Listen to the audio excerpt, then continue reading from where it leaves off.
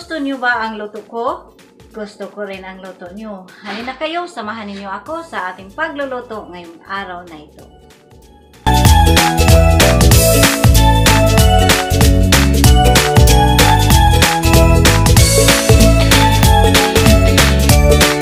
Hello mga palangga, kumusta na kayong lahat? Sana ang lahat ay nasa mabuting kalagayan ngayon at sana ang lahat ng tao sa buong mundo ay healthy. Bago tayo magpatuloy sa ating gagawin or sa ating pagluluto ngayong araw na ito, please don't forget to subscribe my channel and hit the bell para naman ma-notify kayo sa ating mga simpleng luto. Mga palangga, ang lulutuin natin ngayon ay ang tinatawag na corn. Ang lulutuin natin ngayon ay ang tinatawag na ginataang mais. At ngayon, ipapakita ko sa inyo ang ating mga ingredients. Ang ating ingredients sa ating ginataang mais ay, of course, ang corn. Frozen corn ito. At maglagay tayo ng malagkit or sticky rice. Maglagay din tayo ng onions at saka coconut milk. Finally, nakahanap na tayo ng coconut milk. At ang susunod natin gawin ay, or nagpainit na tayo ng tubig dito sa ating frying pan. At ngayon, ilagay na natin ang ating malagkit. Dahil ang malagkit ay matagal maluto.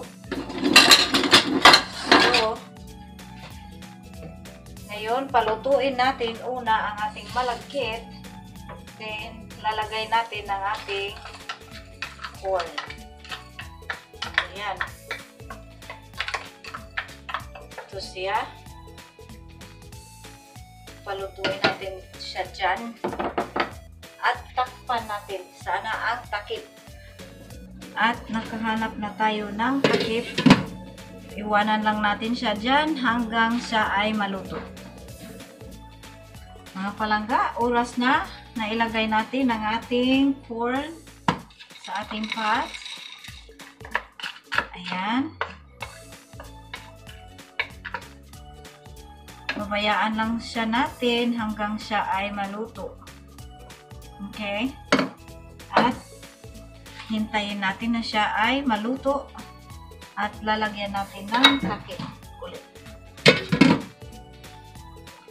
Ay mga palangga, tayo ay nagbabalik at ito na ngayon ang ating ginataang mais o hindi pa nalagay ang ating gata. Ngayon ilalagay na natin ang ating onions.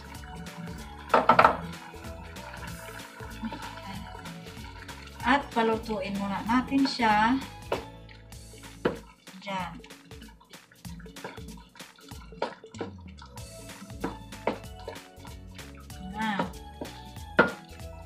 At ngayon, takpan natin ulit hanggang ang ating onions ay lumambot or maluto. At ngayon, i-check na natin. At ngayon, ilalagay na natin ang ating gata. Ayan. Parang madaming gata talaga.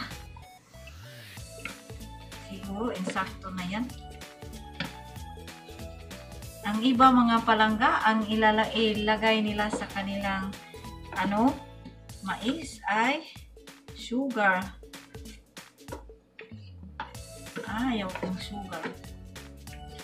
Gusto ko ito. Ayan. Pakuluin muna natin siya.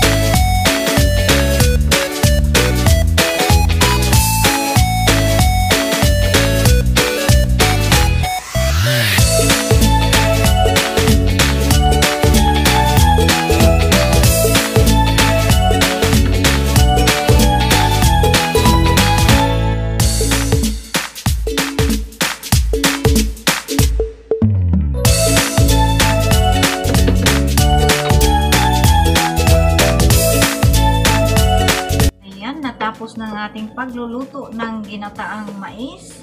Ayan, i-turn off na natin ang ating stove. Ayan, tapos na tayo sa ating pagluluto ng ginataang mais. Ito na ang ating ginataang mais, mga palangga. Salamat sa inyong panonood at kita-kita tayo sa susunod nating mga video. Bye!